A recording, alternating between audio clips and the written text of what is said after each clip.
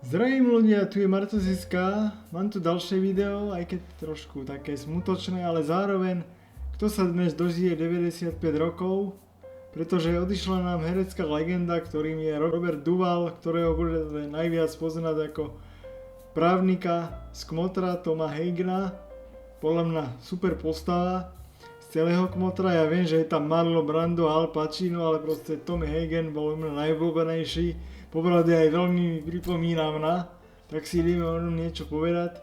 Ako vidíte, jarné prázdniny, aj keď to je smiešné, že jarné prázdniny sa to volá február a sa nežilo nám, ako toto nebolo celé roky, len tak rád to pripomínam, však konečne sa to uvedomilo, človek si dal aj kávičku a som si povedal, že niečo si môžeme povedať o tomto hereckej legende, tak poďme na to.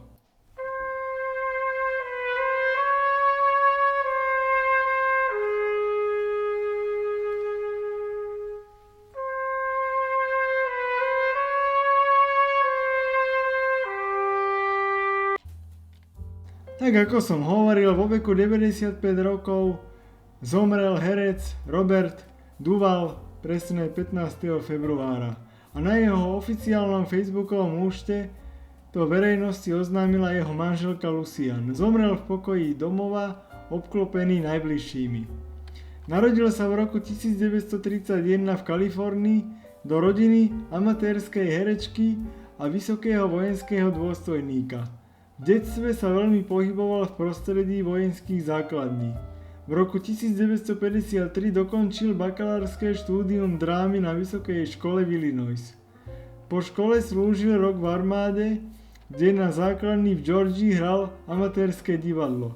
Po službe študoval herectvo v Neighborhood Playhouse School of Theatre v New Yorku, kde jeho spolužiakmi boli aj herci ako Dustin Hoffman, legendárny Gene Hackman a James Caan.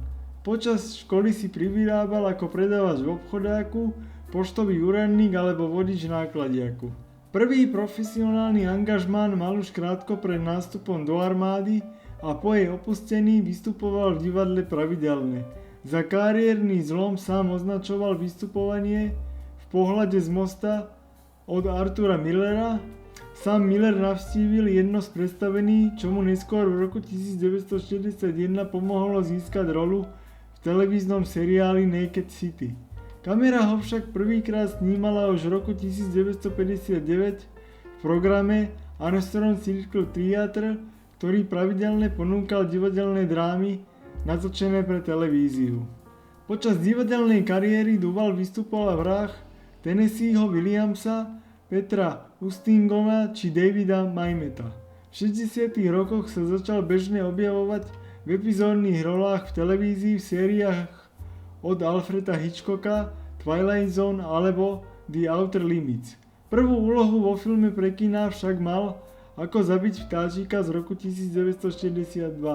Počas 60. rokov prišli ešte vedľajšie role v snímkach Štvanica, Bulitov prípad, veľmi dobrý film, a naozajstná guráž. Taká veľká kariéra u neho ale začala až v tých 70. rokoch, kedy najprv stvárnil majora Franka Bursa vo filme Mesh a následnú hlavnú rolu v sci-fi THX 1138 prvotina Georgea Lucasa. Skutočným zlomom však bola už mnoho spomínaná rola Toma Hagena v Kmotrovi, za ktorého bol nominovaný na Oscara. Úlohy si zopakoval ešte o 2 roky neskôr Kmotrovi 2 a v tom istom roku natočil s Coppolom aj Rozhovor. V 70-kách nasledovali ešte s nimi ako Network, Orol pirátstva, Invázia lupičov tiel a Apokalypsa. Za tú bol druhýkrát nominovaný na Oscara a dostal Zlatý glóbus za cenu BAFTA. A z roku 1979 pravdepodobne pochádza aj Veľký Santini, za ktorého bol s ročným oneskoreným nominovaný na ďalšieho Oscara. V 80. rokoch nedostal Duvall role v mnohých filmoch, ktoré by zostávali v širokom povedomí dodnes, avšak za Nežnej milosti získal Oscara za výkon hlavnej úlohe. O to zaujímavejšie boli ale 90-ky. Tie Robert odštartoval spoluzabudnutou filmovou verziou príbehu Služobnice a burlivými dňami s Tomom Cruisom. Za televízneho Stalina získal Zlatý globus a vo voľnom páde sa snažil dopadnúť besniaceho sa Michaela Douglasa.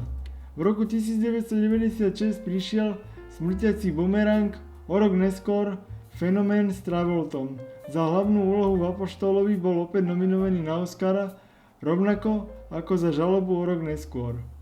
V roku 1998 naštartoval fázu kariéry, kedy často vystupoval vo vedľajších rolách žánrových veľkofilmov. Prišli tak postupné snímky ako Drvivý dopad, 60 sekúnd, 6. deň, John Q či Krajina strelcov. V novom tisícročí stihol ešte filmy Ďakujeme, že fajčíte, Noc patrí nám, Štvory Vianoce, Crazy Heart, Cesta, Jack Reacher, Posledný výstrel, Sudca a Bledé modré oko. To bolo vôbec Duvalovým posledným filmom. Za Sudcu bol ešte raz nominovaný na Oscara.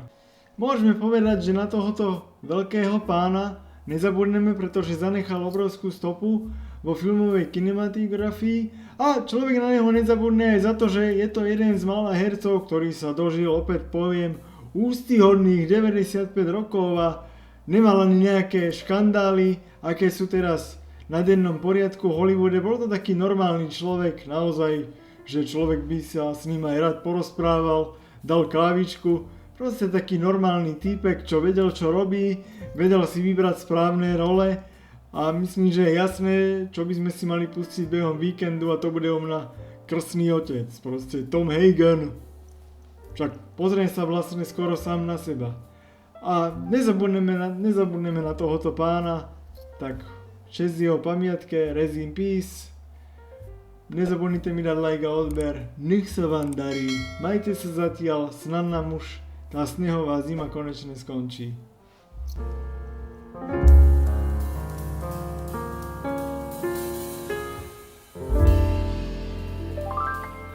The Corleone family would be outcast. Even the old man's political protection would run for cover. So do me a favor. Take this into consideration.